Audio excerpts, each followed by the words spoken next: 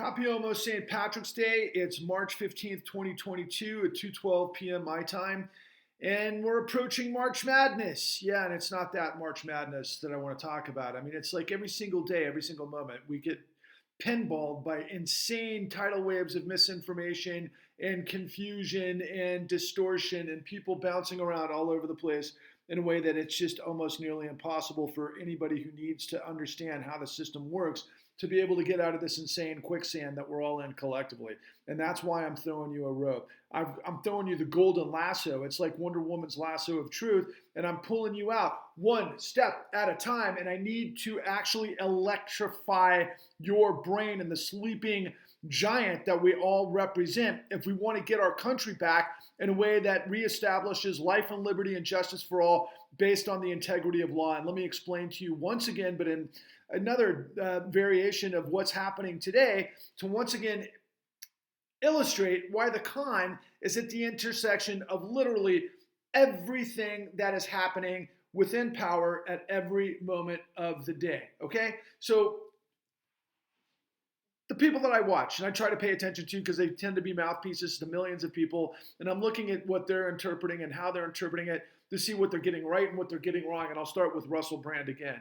Russell Brand, genius on so many levels. His verbalization skills, his ability to be able to wind and unwind and collaborate and intersect insanely important information is extraordinarily important, but it's all in the ether. It's all air because there's no actual evidence outside of him regurgitating what he's reading and other sorts of media that he's paying attention to and maybe pulling from people that he's actually interviewed to be able to put together a sort of an analysis that is very useful because it is funny and it's fun to watch and it's got some great instinct, but at the same time, it doesn't get to where he wants to get to if he wants to create a great awakening in a way that's actually going to challenge this insane corruption that we're all under the thumb of.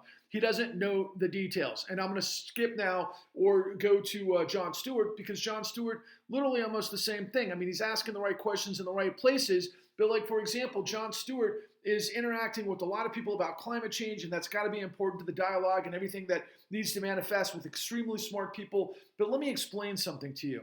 If you get into a conversation about climate change and you don't get into the deep dive about how our system actually operates under the direction, under the thumb of the fossil fuel agenda, and it has really since going back to World War II and probably long before that, then you don't understand what the relationships are, particularly with the likes of Saudi Arabia.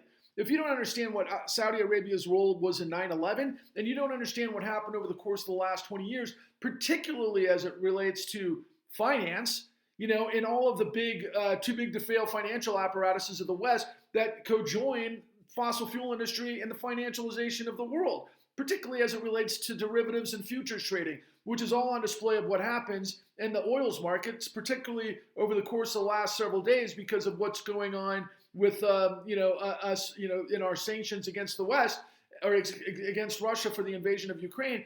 But here's a freaking pivot and a pinball. So I just looked at markets on my phone, and they're going through the roof. I think the Dow was up 600 points. The NASDAQ was way up. No, it's fallen like huge over the course of the last several weeks, and several days have been a precipitous fall. And I just found out, actually, that China is in a downward trajectory that rivals where they were in 2008. So that's significant, not to mention what's happening in Russia with, pretty much I would say the collapse of the ruble and what that means in global, trade and balance of payments and all of those other things because of the way debt is structured. And if you can't pay your debts, then you're going to freaking, be basically drawn under a situation where you can't borrow, just like any homeowner in the con and what we do in any sort of consumer finance, but the same goes for countries.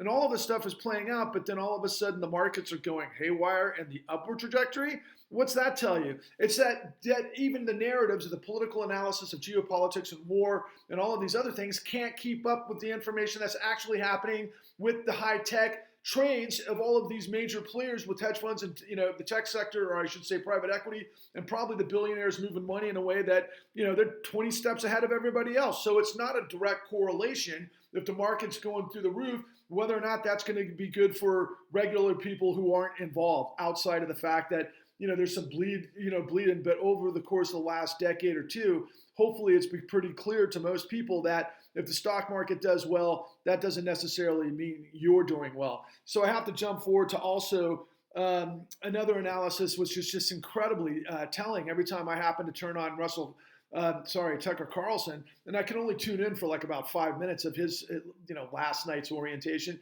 because it's just mind-bogglingly stupid. But at the same time, it was funny to see him basically trying to defend himself by a lot of what we might call neoliberals assessing him as basically, an ally to Putin.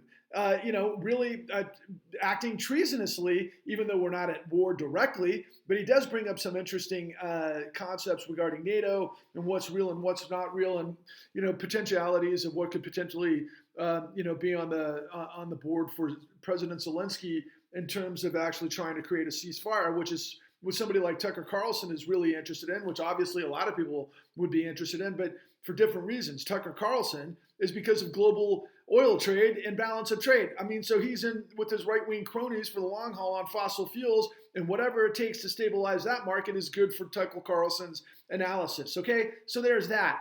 But, you put it all together, and really what everybody is completely, once again, missing entirely what a viewer from Japan last night reached out to me directly and is not missing. So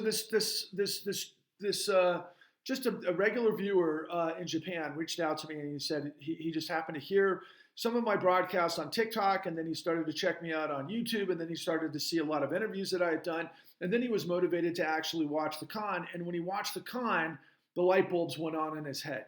He was like, my God, I'd kind of given up on journalism, but you just completely, forced truth after truth after truth in a way that suddenly the entire world suddenly to make sense. And he started comparing his government, because Japan's been in the stagflation for, I think, 30 years because they blew up in the late 90s based on a lot of stuff that we've done in the dot-com situation that led to the Enron era frauds, of course, to the great financial crisis of 2008 and whatever comes next. But he started to kind of like deconstruct in his mind, because I could tell he was obviously a very intelligent guy, not to mention he was communicating to me in English, and English obviously being a second language to him, if he's Japanese. But the long and the short of it is that, the light bulb went on and said, oh my God, this is how the consortium of power works. This is the confusion and the collusion of how power operates and to what ends. And suddenly now I understand how, let's call it modern monetary theory, could be potentially used for a grand escapade of, rebooting the economies of the world, especially those with their sovereign currency, but that aren't, because of the power collusion between finance, particularly in government, and then ultimately in our case, fossil fuels and the military-industrial complex. Extraordinary that we had that sort of impact, and it just told me, again, what I needed to know, that it's throwing everyone out there a lifeline who is stuck in the mud, myself included. We've got to come together to overcome this wall of noise, of misinformation, pollution, and people chasing at strawmen. They don't understand the details of what we spent years and years and years meticulously aggregating so that we could actually present to the American people the truth of how our power structure has been completely corrupted and the criminal syndicate that's been used against the American people. And I'll finish with this. Guys, the court of law, the judicial system, is supposed to be where, there's blind justice, where a judge who's been assigned a position on the bench for most likely decades. The only challenge that many of them have is to maybe have to be reelected. But of course, if anybody's elected or been in a campaign and voted for a judge, the only time you actually know what that judge has been doing is in the small encapsulation of what is under their name. And so that doesn't give you a lot of information about how they rule and what they do and how they do it. And so there's really not a lot of threats to a judge's position, and judges around this country have been involved with railroading people into illegal foreclosures to the tune of millions. I'm telling you, it's so extraordinary when you get your head around the details of what's supposed to happen in a foreclosure proceeding and what actually happens based on what our financial system has become and the henchmen that they use in these foreclosure cases, such as servicers and foreclosure mills that are all operating under fraudulent circumstances, and the judges know it. I don't know what it's going to take to overcome this madness, but if you know anybody who has gone through this process and they're confused and they're lost in translation, they need to understand that they got played first and foremost, and we all have to come together to understand how our financial system has set up the American middle class, destroyed the golden goose, and then used a criminal syndicate to basically put millions upon millions of Americans into poverty, and they were none the wiser. Even at the worst case scenario, and I got to probably make this clear to you folks out there to understand who I am. Never in a million years would I ever think that somebody who hasn't paid for their mortgage or their loan or their student loan or any number of scenarios where they actually signed a contract based on specific terms, that they would ever, in any circumstances, not be accountable for the debt that they've incurred. Okay? You get into debt based on your knowledge of what you're supposed to be able to pay back based on your circumstances. And if you get into a situation that's in over your head, you roll the dice. And there's always bankruptcy for that, which is obviously very hard for so many people. But the bottom line is, I've never been one to ever speculate under any circumstances that if you make a deal and an agreement with somebody, that you're not accountable for what the terms of that deal is, okay? But that's not what we're talking about in this incredible layered deception in ways that many of you could never understand until you get on first base, which is literally the con. So I'm fast forwarding lightning years just to basically tell you this. A lot of people that were foreclosed upon, when the debt is supposedly owned to that bank for that debt, it's not black and white like that. That bank sold that loan not once, not twice, but in many cases, many times, several times over without the knowledge of the homeowner that actually got into a transaction, that happened behind the scenes that they were never aware of. So that loan was paid off many, many times over at great profit to everybody who was involved, not to mention all of the players that got fees along the way. But at the end, when there is a foreclosure, most of the time, because of the complication between the train wreck of all of this documentation fabrication that I've brought up and that we illustrate and that we showcase in the con, that you can't transmute lead into gold. So if you've got documentation fabrication and illegal documents involved with the loan from the beginning that then go through a pipeline of securitization and all sorts of trades that happen in derivatives and so on and so forth, all the way up the pipeline through collateralized debt obligations and you name it, credit default swaps at X, Y, and Z, none of that stuff was legitimate to begin with.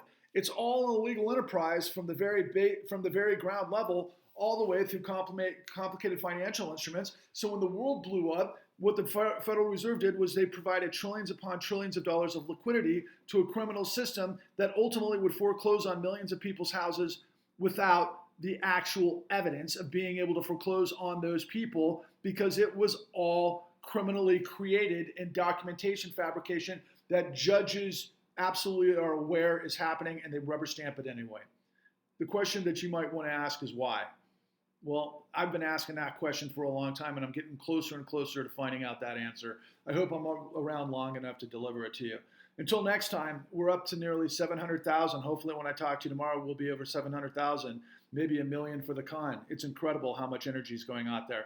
Please check out Patrick Lovell Truth Bombs the Con and like and subscribe on YouTube. And please go to www.thecon.tv to watch it on Apple TV, Amazon Prime, and Microsoft, and of course Vimeo.